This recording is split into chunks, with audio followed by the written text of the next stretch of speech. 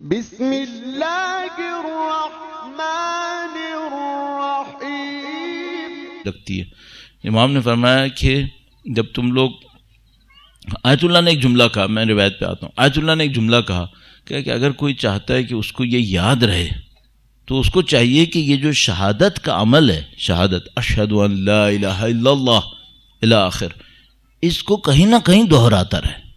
دہراتا رہے گا نا تو یہ کبھی تو کئی خلوص سے بولے گا نا، اس کی روح کے اوپر سرایت کر جائے گا۔ پھر انہوں نے ذکر کیا مولا 8ویں امام کی روایت کا، یا یہ روایت میں نے علیحدہ پڑھی تھی، یہ بات علیحدہ پڑھی تھی، یاد نہیں آ رہا ابھی۔ مولا کی روایت میں تھا کہ بڑی عجیب روایت، کہا جب تم نماز پڑھنے کھڑے ہو اور اکیلے تم نے نماز پڑھی بغیر اقامے کے، بغیر اذان کے، تو تم اکیلے تھے جس نے نماز پڑھی، اور اگر تم نے نماز پڑھی اور اقامہ دے کر نماز پڑھی تو 2 فرشتوں نے تمہارے دائیں بائیں ساتھ پڑھی ہے۔ اس کے بعد فرمایا کہ اگر تم نے اکیلے نماز پڑھی اور اذان اور اقامہ دونوں دے کر پڑھی تو ملائکہ کی پوری صف نے تمہارے ساتھ نماز پڑھی ہے۔